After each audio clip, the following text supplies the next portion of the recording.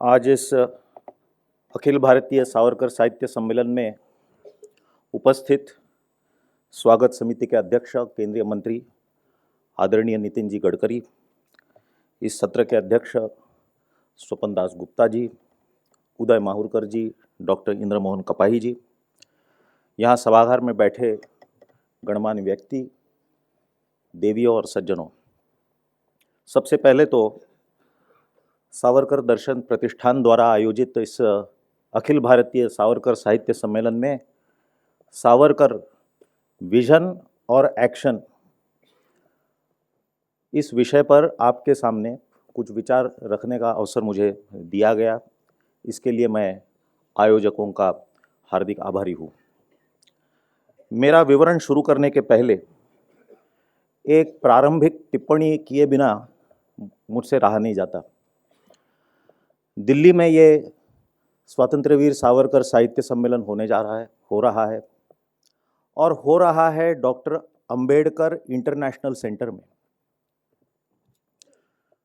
भारत के 19वीं और 20वीं शताब्दी के इतिहास में दो ही ऐसे महापुरुष हुए जिन्होंने कभी कांग्रेस में प्रवेश नहीं किया। एक थे स्वतंत्र वीर सावरकर और दूसरे थे डॉक्टर बाबा साहेब आम्बेडकर। इन दोनों ने अपने पूरे जीवन में कांग्रेस का वैचारिक विरोध किया और अपने वैचारिक विरोधियों को कुचलने की जिनकी मानसिकता थी, जिसे doctor Shyama Prasad Mukherjee crushing mentality कहते थे, ऐसे लोगों ने उन दोनों का उनके जीवन काल में तिरस्कार किया, अवहेलना की। स्वतंत्र वीर सावरकर को स्वाधीन भारत की केंद्र सरकार ने एक नहीं 2 बार कारागार में रखा, बंदी। डॉक्टर अंबेडकर के विरोध में चुनाव में प्रत्याशी खड़ा किया। अपने सौभाग्य से डॉक्टर अंबेडकर की मृत्यु के बाद उनके प्रति जो इनका विरोध है, अवहेलना है, जो तिरस्कार है, ये बंद हो गया है, क्योंकि वो बंद करना पड़ा उन्हें, वरना राजनीतिक कीमत चुकानी पड़ती।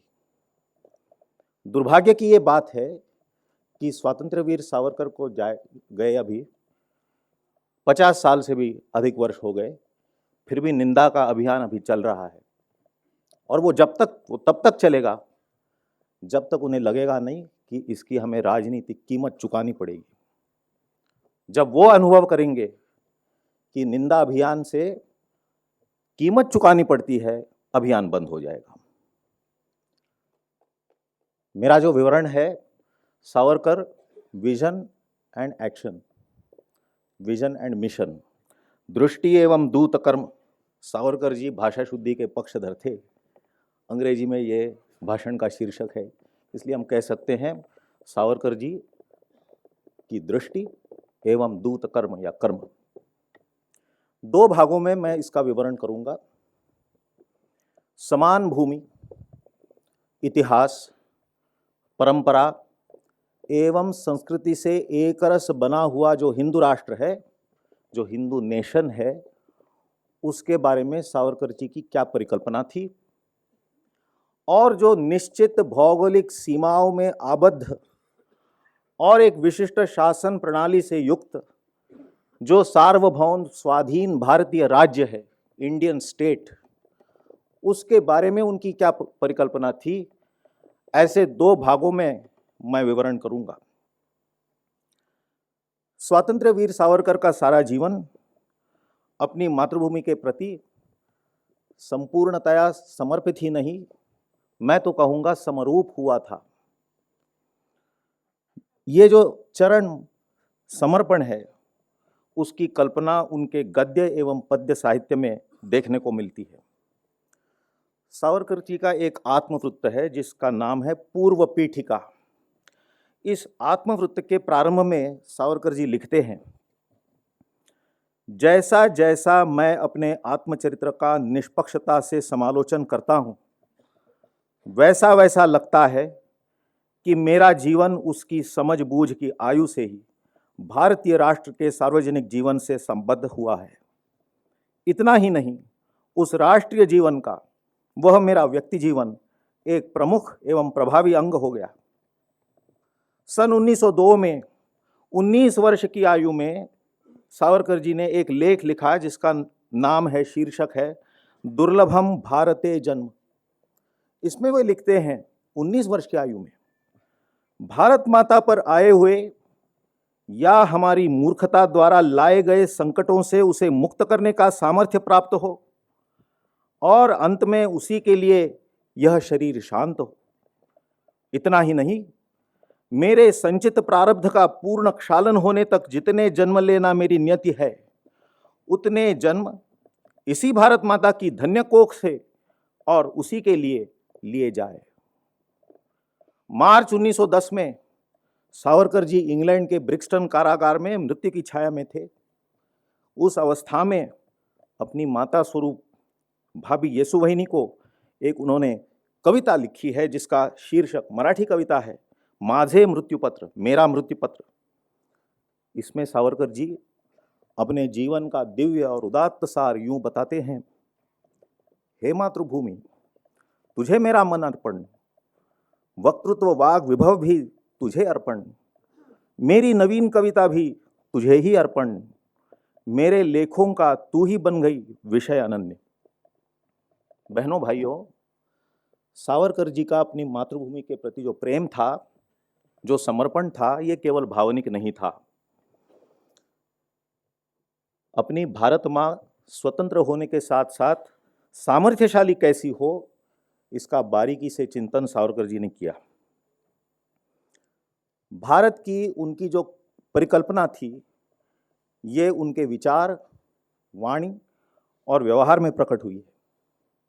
दैवी प्रज्ञा, दूरदर्शिता, मूलगामी अध्ययन, विश्लेषक बुद्धि, सर्वस्पर्शी विचार और उसके अनुरूप आचरण के कारण सावरकर जी के विचार आज और कल भी हमारे लिए मार्गदर्शक है। लोग पूछते हैं, सावरकर जी की दृष्टि और कर्म को समझना है तो क्या उनका कोई एक पुस्तक है क्या जो हम पढ़ सके? सावरकर जी का पूरा साहित्य 5-6 हजार पन्नों का है। इतना तो हमें पढ़ने की क्षमता नहीं है, बहुत व्यस्त रहते हैं। आप कहेंगे तो उनकी जयकार तो लगाएंगे, लेकिन पढ़ने को मत बोलिए। तो हम क्या पढ़ें? क्या उनकी अंडमान के समय की जो एक आत्मकहानी है, मेरा आजन्म कारावास, क्या हम वो पढ़ें? बचपन में और कॉलेज के जीवन में उन्होंने जो कविता लिखी, क्या हम वो पढ़ें? मैगजीन पढ़े? 1857 का जो स्वतंत्रता संग्राम है, क्या हम वो पढ़े? उनके विज्ञान निष्ठ निबंध पढ़े? भारतीय इतिहास के 6 स्वर्णिम पृष्ठ, क्या हम वे पढ़े? हिंदू पद पाठशाही पढ़े? या 1923 में उन्होंने जो कालजयी ग्रंथ लिखा हिंदुत्व, जिसको डॉक्टर हेडगेवार ने नागपुर में घर घर जाकर प्रचारित किया, क्या वो ग्रंथ हम पढ़े? मैं कहूँगा चाहे तो हम सब कुछ पढ़ सकते हैं, लेकिन पढ़ना यदि एक ग्रंथ को है तो एक ग्रंथ अवश्य पढ़िए। अखिल भारत हिंदू महासभा के अध्यक्ष के रूप में 1937 से लेकर 1942 तक 6 बार वो अध्यक्ष रहे। ये जो 6 अध्यक्षीय भाषण है, उनका संकलन अंग्रेजी में भाषण है, मूल भाषण अंग्रेजी में है। आप मूल पढ़ना चाहते हैं तो हम ही ने जो savarkar.org वेबसाइट तैयार किया है, उस पर जा सकते हैं। उनका अनुवाद भी उपलब्ध है। इनका संकलन उपलब्ध है हिंदू राष्ट्र दर्शन इस नाम से। आपको सावरकर जी का यदि एक ही ग्रंथ पढ़ना है, उनके विजन को समझना है, तो ये हिंदू राष्ट्र दर्शन, उनके जो 6 अध्यक्षीय भाषण है, ये अवश्य पढ़े, बार बार पढ़े। एक बार पढ़ने से काम नहीं होगा, ये आप पढ़िए। मैंने जो कहा, मेरा विवरण जो है 2 भागों में होगा। एक, हिंदू राष्ट्र के बारे में सावरकर जी की क्या परिकल्पना थी।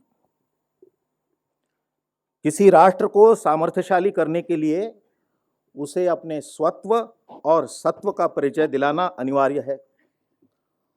19वीं शताब्दी में यह काम कई महापुरुषों ने किया है। ये मत सोचिए कि हिंदुत्व यह शब्द सावरकर जी ने प्रथम इसका उपयोग किया, ऐसा नहीं है। सन 1892 में चंद्रनाथ बसु ने हिंदुत्व हिंदुर प्रकृतो इतिहास नाम का बांग्ला ग्रंथ लिखा, जिसमें पहली बार हिंदुत्व इस शब्द का उपयोग किया गया। लेकिन उसके कई वर्षों पहले सन 1866 में योगी अरविंद के जो मातामह ऋषि राजनारायण बसु और नवगोपाल मित्र ने बंगाल में हिंदू मेला की स्थापना की थी, और उन्होंने यह विचार पहली बार रखा कि हिंदू ये स्वयं एक राष्ट्र है। हिंदुत्व और हिंदू राष्ट्र के बारे में सैद्धांतिक विवरण कई महापुरुषों ने किया है, लेकिन इस अवधारणा का सविस्तार, तर्कसंगत, सटीक विवरण करने का श्रेय सावरकर जी को जाता है। इस संबंध में सावरकर जी का योगदान इतना मौलिक है कि यदि ये पूरे जीवन में और कुछ काम नहीं करते तो भी हिंदुओं के इतिहास में अमर हो जाते।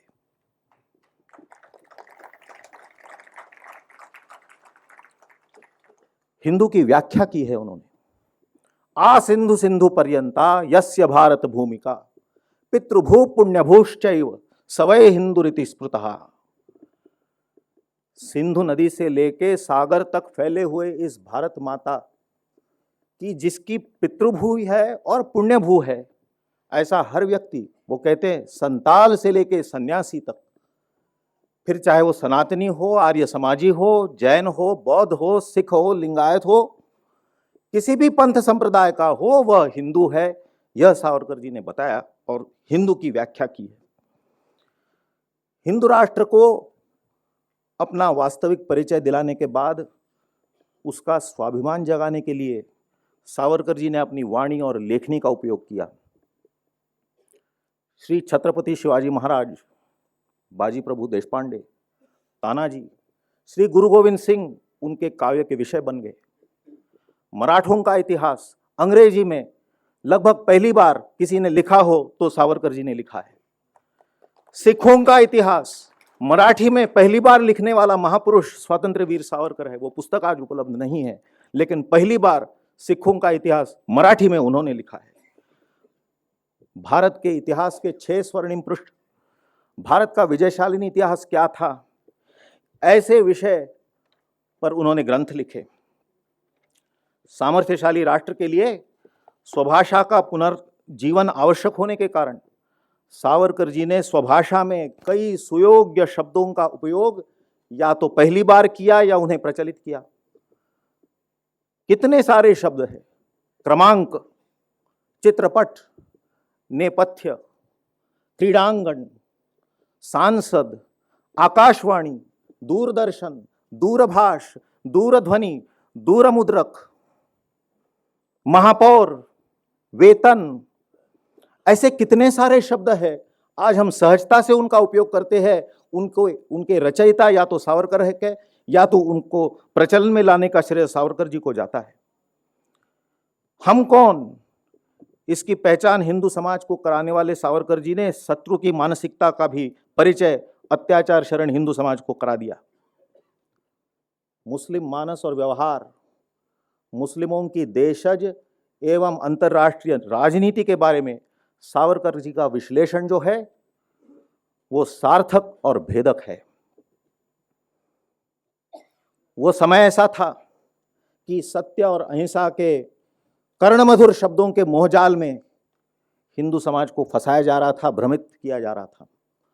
अत्याचारियों का तुष्टीकरण और अत्याचार ग्रस्तों को सत्य अहिंसा की पट्टी पढ़ाना, उनको निस्तेज करना, ये बातें चल रही थी।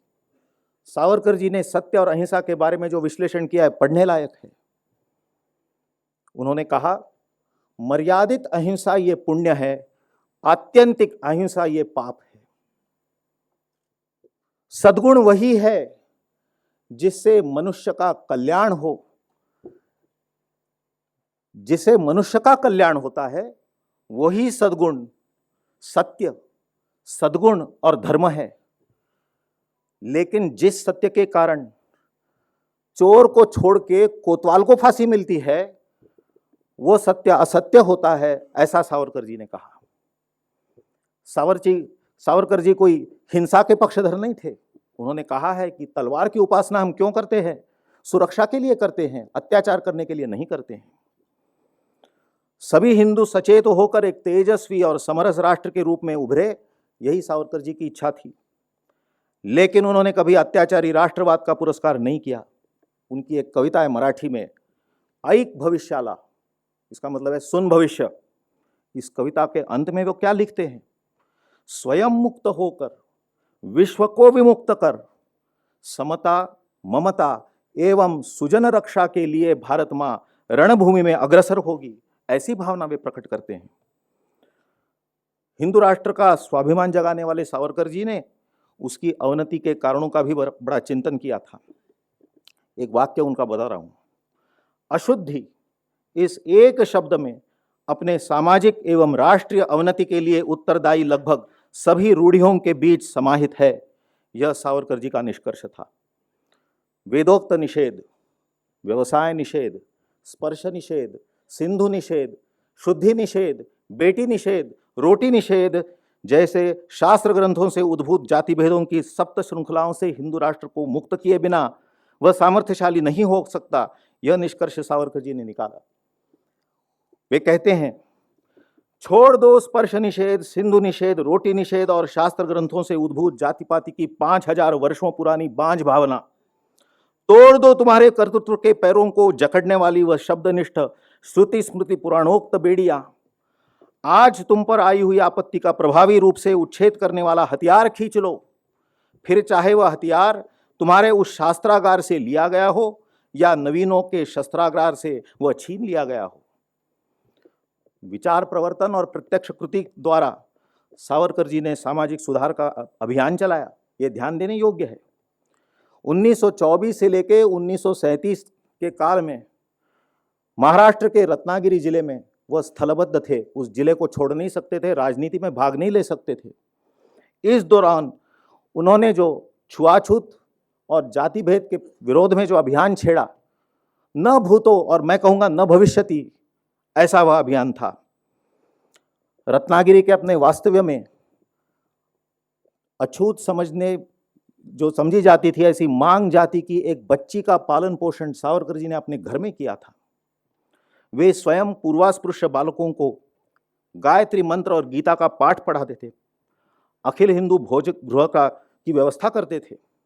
मंदिरों में वाल्मीकि समाज के बंधुओं द्वारा कीर्तन का आयोजित करना, एक वाल्मीकि बंधु द्वारा शंकराचार्य की पाद्य पूजा करवाना, मंदिर के गर्भगृह तक सभी हिंदुओं को प्रवेश दिलाना, ये सावरकर जी का कार्य जो 100 वर्ष पहले उन्होंने रत्नागिरी जैसे पिछड़े और जिसको कर्मठ हिंदुओं का गढ़ समझे जाने वाले जिले में जो किया 100 वर्ष पहले, ये आज भी भारत के कई हिस्सों में करना आज भी कठिन है। सावरकर जी के कुछ आलोचक ये कहते हैं कि उन्होंने ये जो छुआछूत और जाति भेद के खिलाफ जो अभियान चलाया, वो केवल इसलिए चलाया, उनका स्वार्थ था, वो हिंदुओं को संगठित करना चाहते थे और ये जो कुरीतियाँ थी वो इस उनके प्रकल्प में, प्रोजेक्ट में बाधाएं बन रही थी। इस संबंध में ये आरोप निराधार है। और इस संबंध में सावरकर जी क्या लिखते हैं? निस्संदिग्ध लिखते हैं। क्या लिखते हैं? अस्पृश्यता जो हटनी चाहिए वह मुख्य रूप से हमारे 7 करोड़ धर्म बंधुओं को अकारण किसी पशु से भी अस्पृश्य समझना, यह केवल मनुष्य जाति का ही नहीं बल्कि अपनी आत्मा का महाअपमान है, ऐसा मेरा सुनिश्चित मत है। अस्पृश्यता उन्मूलन में अपनी हिंदू जाति का हित है, इसलिए भी वह अवश्य जानी चाहिए। लेकिन उस रूढ़ि से हिंदू समाज का आंशिक लाभ भी यदि होता तो भी हम उसके विरोध में उतनी ही प्रखरता से आंदोलन करते, क्योंकि जब कोई मेरे अस्पृश्य समझे जाने वाले किसी बंधु को केवल वह अमुक जाति में उत्पन्न हुआ इसलिए स्पर्श नहीं करता, लेकिन किसी कुत्ते बिल्ली को स्पर्श करता है, तब वह मनुष्यता के प्रति एक अत्यंत घिनौना अपराध करता है। आपद धर्म के नाते अस्पृश्यता जानी चाहिए, इतना ही नहीं तो धर्म की किसी दृष्टि से विचार किया तो भी इस अमानुष रूढ़ि का समर्थन करना अशक्य है। न्याय की दृष्टि से, धर्म की दृष्टि से, मनुष्यता की दृष्टि से यह कर्तव्य है, इसलिए अस्पृश्यता को हम हिंदुओं ने पूरी तरह से ध्वस्त करना चाहिए। उससे आज की परिस्थिति में क्या लाभालाभ है, यह प्रश्न गौण है। यह लाभालाभ का प्रश्न आपद धर्म है और अस्पृश्यता उन्मूलन यही मुख्य एवं निरपेक्ष धर्म है। व्यक्तिगत जीवन में सावरकर जी आध्यात्मिक प्रवृत्ति के थे। आपको सुनकर कुछ लोगों को आश्चर्य लगेगा, वे आध्यात्मिक प्रवृत्ति के थे। वे रोज कुछ समय ध्यान धारणा करते थे। कुंडलिनी जागृति का उन्होंने अनुभव किया था। अंडमान में जब वे थे, पूरे दिन वो नरक तुल्य कारागार था। उस कारागार में पूरे दिन इतनी शारीरिक पीड़ा सहने के बाद टूटा हुआ शरीर, रात को जो वो लिटाते थे तो समय कैसा बिताते थे रात को। उन्होंने कहा है एक जगह, मैंने हर महीने 10 जो प्रमुख उपनिषद है उनका चिंतन, एक उपनिषद का चिंतन 1 महीना, ऐसे 10 उपनिषदों का चिंतन करके मैंने 10 महीने जो है वो बीत गए मेरे। आप सोच लीजिए कितने उच्च कोटि की आध्यात्मिकता होगी। लेकिन जो व्यक्तिगत जीवन में आध्यात्मिक थे, सार्वजनिक जीवन में सदैव उन्होंने विज्ञान और विवेकवाद का पुरस्कार किया। उपहास से नहीं, क्रोध से नहीं, मजाक से नहीं, द्वेष से तो कतई नहीं, लेकिन अपने राष्ट्र को धार्मिक तमोयुग से आज के प्रगत विज्ञान युग में लाना, यह अपना अति पवित्र कर्तव्य है। यही सच्चा धर्म है। पोथिनिष्ठ या प्रत्यक्षनिष्ठ, पुरातन या अद्यतन, मॉडर्न, उन्हीं का शब्द है अद्यतन। प्रश्न शून्य विश्व का धर्म या प्रश्नशील प्रयोगक्षम विज्ञान, इन 2 प्रवृत्तियों में से अद्यतन, प्रत्यक्षनिष्ठ एवं प्रयोग सिद्ध विज्ञान ही की आज की परिस्थिति तथा आज की वैश्विक प्रतिस्पर्धा में हमारे राष्ट्र का वेद होना चाहिए। यह सावरकर जी का प्रतिपादन था। सावरकर जी का हिंदू राष्ट्र के बारे में जो विचार था, ये प्रगत था, ये प्रतिगामी नहीं था, प्रगति विरोधी नहीं था। ये विज्ञान के आधार पर और मनुष्यता के आधार पर आधारित था। लेकिन उनकी भारतीय राज्य के बारे में क्या परिकल्पना थी? तो स्वतंत्र सार्वभौम भारतीय राज्य कैसा हो, इसका मार्गदर्शन भी सावरकर जी ने किया। उनकी ये धारणा थी कि स्वराज वह है जिसमें स्वत्व हो।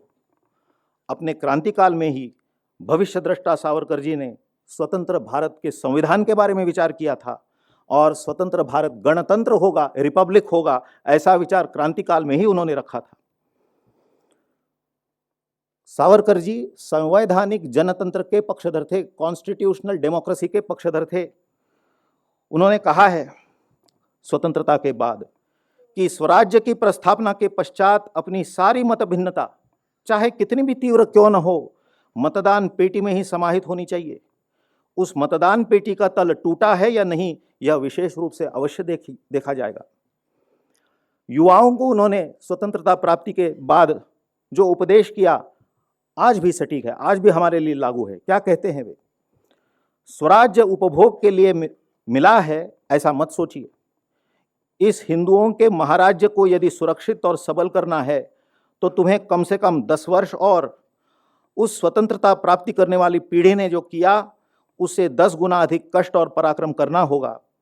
प्राप्त करना जितना कठिन, उतना उसे संभालना भी कठिन है और यह निपुणता के बिना असंभव है।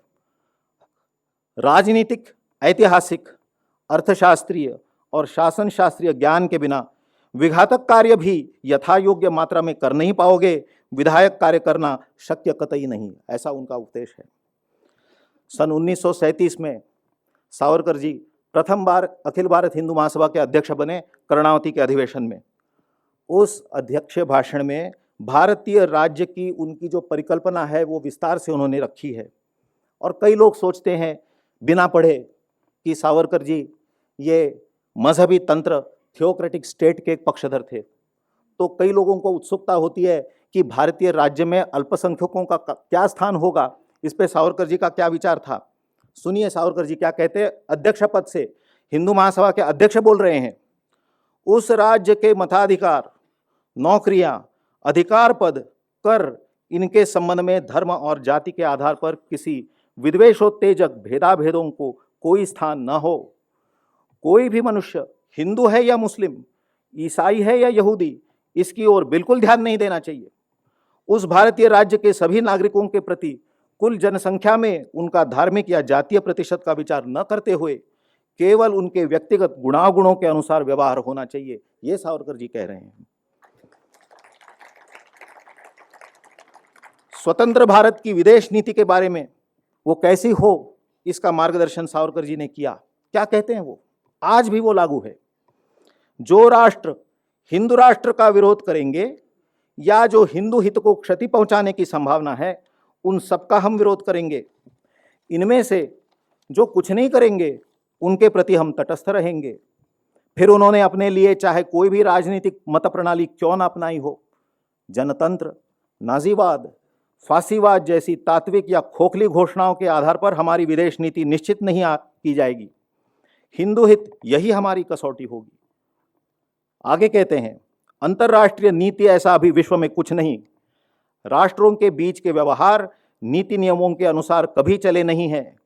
उनके सामने एक ही ध्येय होता है और वह है स्वसुरक्षा और स्वहितवर्धन। सत्य और अहिंसा ये तत्व कितने भी कर्णमधुर हो, राष्ट्र की नीति निश्चित करने के लिए उनका तनिक भी उपयोग नहीं। वैसा उपयोग हुआ इसका एक भी राष्ट्र का उदाहरण नहीं। भारत की शस्त्र सज्जिता का विचार करने वाले जो गिने चुने नेता हुए हैं अपने देश में, उनमें सावरकर जी का अग्रस्थान है। किसी कुशल सेनापति की भांति उन्होंने सुरक्षा इस विषय का विचार किया है। पहले समाज मन में इष्ट परिवर्तन लाना, सीमाओं को निश्चित करना, युद्ध शास्त्र के आधार पर सीमावर्ती प्रांतों की पुनर्रचना करना, राष्ट्रीय शस्त्र शक्ति के उद्देश्यों की निश्चिती करना, यंत्र सज्जित सेना, मैकेनाइज्ड आर्मी, उसे अनुपूरक अर्धसैनिक बल, युवाओं को अनिवार्यतः सैनिकी प्रशिक्षण, रक्षा विषय में अद्यतनता, मॉडर्नाइजेशन एंड स्वावलंबन, सेल्फ रिलायंस जैसी बातों का सावरकर जी ने सूक्ष्म विचार किया था। आज चर्चा होती है सावरकर जी को भारत रत्न दिया जाए या नहीं, ये तो केंद्र शासन का निर्णय होगा। दिया भी जाए तो उससे सावरकर जी की गरिमा बढ़ती नहीं है, भारत रत्न की गरिमा बढ़ेगी। लेकिन देना ही है भारत रत्न, तो उनकी गरिमा बढ़ाने के लिए मत दीजिए। पूर्व के केंद्र सरकार ने, पूर्व के प्रधानमंत्री ने स्वतंत्र भारत में उनको कारागार में रखा 2 बार। ये जो पाप किया, उस पाप के प्रायश्चित के नाते आज की वर्तमान सरकार ने उनको भारत रत्न देना चाहिए, पाप क्षालन के लिए, उनकी गरिमा बढ़ाने के लिए नहीं। वैसे भी नेहरू जी के कई पाप आज धुल रहे हैं, ये और एक पाप धुलना चाहिए और इसके लिए सावरकर जी को भारत रत्न दिया जाना चाहिए। लेकिन आप उन्हें भारत रत्न दे या न दे, उनके प्रति सच्ची श्रद्धांजलि क्या हो सकती है कि हमारी एक आधी नौसेना की जो परमाणु पनडुब्बी है, न्यूक्लियर सबमरीन, या विमान विरोधक जो अग्नेयास्त्र है, एंटी एयरक्राफ्ट मिसाइल, किसी एक मिसाइल को या न्यूक्लियर सबमरीन को सावरकर जी का नाम दिया जाए, वो सच्ची श्रद्धांजलि है। INS Savarkar, INS Moonje, INS Subhash, ये नाम होने चाहिए युद्ध नौकाओं के। अखिल भारत हिंदू महासभा के अध्यक्ष के नाते 1939 में कोलकाता के भाषण में सावरकर जी ने अपना आर्थिक विचार सविस्तार से प्रस्तुत किया है। उन्होंने कहा, देखिए क्या कहते हैं, प्रथमतः हम यंत्रों का स्वागत करते हैं क्योंकि ये यंत्र युग है। जहां तक संभव है राष्ट्रीय उत्पादन या अधिक व्यापकता से यंत्रों द्वारा होगा। राष्ट्र की संपत्ति, स्वास्थ्य और सामर्थ्य किसानों और श्रमिकों पर आक्षरिक रूप से निर्भर है। इन्हीं 2 वर्गों से सेना में भर्ती होती है, इसलिए ये वर्ग और जहां उनका निवास है उन गांवों को पुनः सामर्थ्यशाली करना चाहिए। केवल जीवन आवश्यक वस्तुएं उन्हें मिले यह पर्याप्त नहीं, साधारण आरामदायी सुविधाओं का भी उन्हें लाभ मिले तथा वह लाभ उन्हें प्राप्त करने, उन्हें सक्षम बनाने के लिए आवश्यक राष्ट्रीय संपत्ति का हिस्सा भी उन्हें मिले। यह आर्थिक विचार है, वर्ग हितों का राष्ट्रीय समन्वय। औद्योगिक विवाद को मिटाने के लिए सावरकर जी ने औद्योगिक पंचायत की परिकल्पना रखी थी। राष्ट्र को आर्थिक नुकसान करने वाले बंद और हड़तालों को इस पंचायत द्वारा सुलझाया जाए और यदि वे बहुत गंभीर हो तो उन्हें कुचल दिया जाए, यह उन्होंने सुझाया था। विदेशी प्रतिस्पर्धा से राष्ट्रीय उद्योगों को सुरक्षित किया जाए, यह उनका मत था। सरकार ने किसानों को वैज्ञानिक पद्धति से खेती का प्रशिक्षण देना चाहिए, यह उनकी इच्छा थी।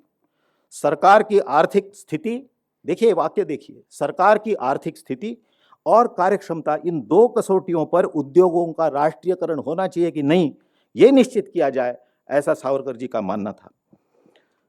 भारत को सामर्थ्यशाली करने के लिए जिन पहलुओं का विचार करने की आवश्यकता थी, उन सभी, लगभग सभी पहलुओं का विचार सावरकर जी ने किया और कई पहलुओं पर प्रत्यक्ष कृति की थी। सावरकर जी के विजन और मिशन की व्यापकता और गहराई को देखकर उनको जो उपाधि दी जाती है स्वातंत्र्य वीर, ये बहुत ही छोटी पदवी है। स्वातंत्र्य वीर क्या, वो राष्ट्र शिल्पी थे, वास्तविकता के प्रति सदैव सचेत रहने वाला एक आदर्शवादी, उन आदर्शों के लिए लोकप्रियता का त्याग करने वाला, वरम जनहितम ध्येयम केवला न जनस्तुति ही, जनहित में जो है वो मैं बोलूंगा, वो मैं करूंगा, आप चाहे मेरी स्तुति करो, मेरी निंदा करो, मुझे कोई परवाह नहीं। इस भावना से, इस सिद्धांत पर चलने वाला एक महानतम राष्ट्र शिल्पी, ऐसा ही सावरकर जी का वर्णन किया जा सकता है। सावरकर जी के विजन और मिशन के कोई प्रेरक तत्व थे क्या जिस पे उनका सारा विजन और मिशन टिका था? मेरे ख्याल से हम 4 ऐसे स्तंभ छांट सकते हैं जिस पे कि पूरा उनका विजन और मिशन टिका हुआ था। ये 4 स्तंभ है: स्वतंत्रता, हिंदुत्व, विज्ञान और मनुष्य हित। ये 4 बहुत श्रेष्ठ मानवतावादी थे वो। आज आवश्यकता है सावरकर जी को भाषा, जाति, मजहब और संकीर्ण राजनीति के सीमित दायरे से बाहर निकालने की। आज आवश्यकता है सावरकर जी को उनके बड़बोले समर्थकों और नासमझ विरोधियों के से छुड़ाने की। सावरकर विचार की उपेक्षा करने के दिन अब चले गए। ये नया भारत है। इस नए भारत का निर्माण सावरकर विचारों के आधार पर करना होगा, करना ही पड़ेगा। इसे संभव करने के लिए आइए हम सब सावरकर जी को, उनके विजन और मिशन को मूल रूप से पढ़ें, समझें और यथा योग्य पद्धति से प्रस्तुत करें। मैं अपनी वाणी को विराम देता हूं। धन्यवाद।